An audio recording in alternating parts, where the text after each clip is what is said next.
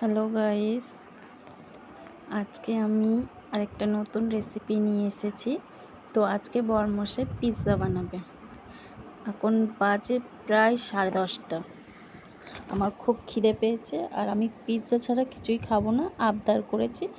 তাই বরমশাই রেডি হয়ে গেছে পিৎজা বানানোর জন্য। তো আমি এখন বলেছি চিকেন পিৎজা, তো এখন চিকেন তো এত রাতে কোথাও পাবো না, ভেজ পিৎজাই করে দে। তো বললো ঠিক আছে, ভেজ পিৎজাই করে দিচ্ছি।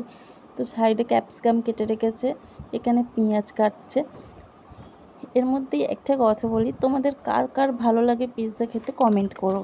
আমার তো পিৎজা খেতে দারুণ ভালো লাগে, পিৎজা আমার ফেভারিট, আমি খুব ভালোবাসি।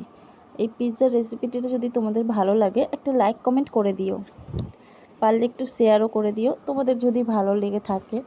আর এরকম যদি খাবার দাবারের রেসিপি দেখতে চাও আমাকে কমেন্ট করো, আমি নিশ্চয়ই নতুন নতুন রেসিপি দেখাবো। বরমশাই কড়া বসিয়ে দিচ্ছে তেল গরম হওয়ার জন্যে।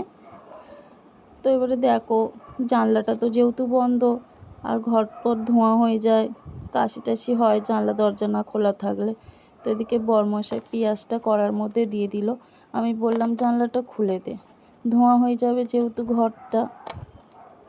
তো বরমশাই এবারে নাড়ছে কড়াই পেঁয়াজটা, যেহেতু একটু লাল লাল করতে হবে। এবার একটু রসুন দিয়ে দিচ্ছে অল্প করে, খানিক রসুন দিলে একটু বেটার ভালো লাগে খেতে আর কি, একটু কাঁচা কাঁচা যে সেন্টটা সেটা থাকে না। বরমশাই ওদিকে গেছে, পেঁয়াজ আর রসুনটা যেহেতু পুড়ে যাবে তার জন্য আমি একটু নাড়াচাড়া করছি। বরমশাই আসলে আমি দিয়ে দেবো, কারণ কালকার মতন বকা তো আমি আর খেতে চাই না। কারণ ও যখনই আমায় কিছু করে খাওয়ায় আমি নাড়তে গেলেই আমাকে বকাঝকা করে, ও যেটা করে সেটা ওরই পছন্দ মতন ও করে, শুধু আমি একটু হাতে হাতে হেল্পটাই করে দিই। এবার ক্যাপসিকাম লঙ্কা সব দিয়ে নিল, ওটাকেও ফ্রাই করতে হবে। তো দেখো ও একটু ভালো করে ফ্রাই করছে। আমি তো এত কিছু বুঝি না, আমি তো শুধু খাবো, কারণ আমি ঘরে এসে এমন একটা কিছু করিও না। এবার বরমশাই একটু নুন দিয়ে দিচ্ছে, তোমাদের পছন্দ মতন তোমরা একটু নুন দিয়ে নিও। আর ঘরে এই পিৎজাটা করে দেখো, ভীষণই সুন্দর লাগবে খেতে।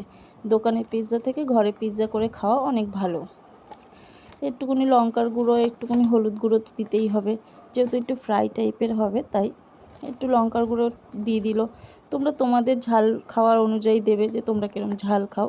আমি একটু নাড়ছিলাম, তা তো আমাকে বকলো, বলছে তুই কর আমি করব না। তা আমি আবার রেগে দিয়ে দিলাম, দরকার নেই, কারণ এত রাতে আমার তো খেতেই হবে।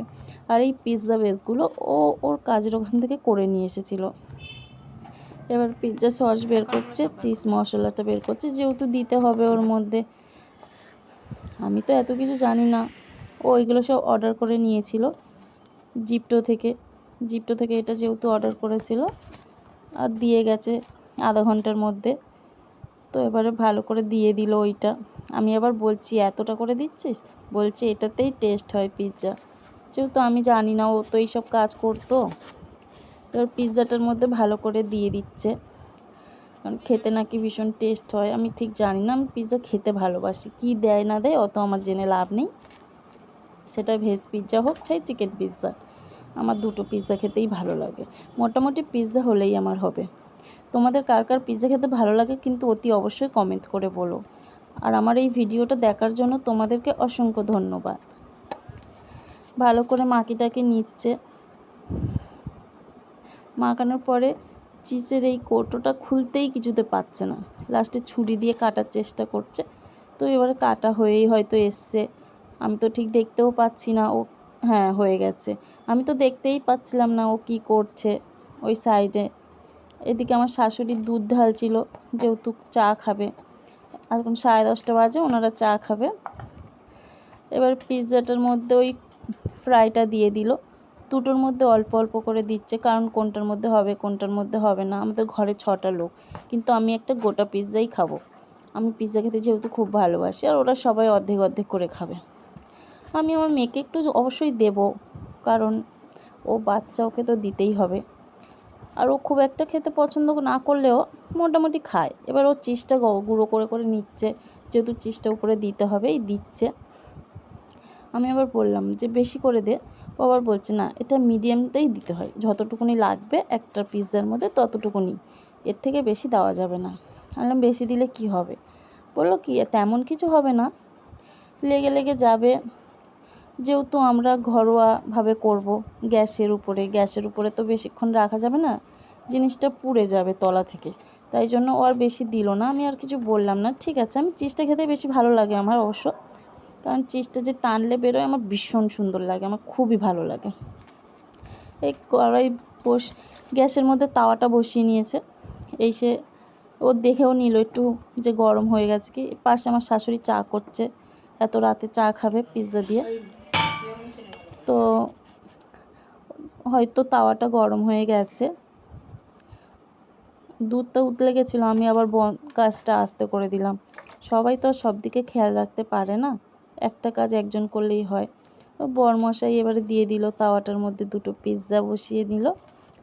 এবার চাপা দেওয়ার জন্য কি খুঁজছে, তারপর চাপা দেওয়ার পেয়ে গিয়ে চাপাটা দিয়ে দিল।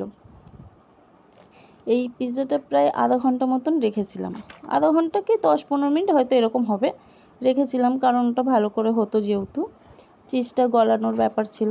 হয়ে গেছে, তো দেখলাম হয়ে গেছে। আমি আবার বললাম যে গ্যাসটা তাহলে নিবার, যদি তলায় লেগে টেগে যায় তো ঘরের মধ্যে নিয়ে এসে ঢালবে, যেহেতু রান্নাঘরে জায়গা নেই, শাশুড়ি চা করছে, ওখানে কিছু করা যাচ্ছে না। এখানটায় নিয়ে নিল 2টো পিৎজা। আমি আবার ভালো করে পিৎজাটাকে দেখছি যে আমি খেতে পারবো কি। তো বরমশাই আবার ছুরি নিয়ে এসেছে কাটার জন্য, যেহেতু কেটে খেতে হবে সবাই মিলে, অনেকজনই আছি আমরা ঘরে, ফ্যামিলির মোট 6 জন লোক আমরা। এবারে ও কাটছে, গরম খুব ধরতেই পারছে না, তো কাটা হয়ে গেছে। আমি একটু খেয়ে দেখলাম যে কীরকম হয়েছে, তো খেয়ে দেখলাম খুবই সুন্দর হয়েছে। তোমাদের যদি এই ভিডিওটা ভালো লাগে, লাইক, কমেন্ট, শেয়ার।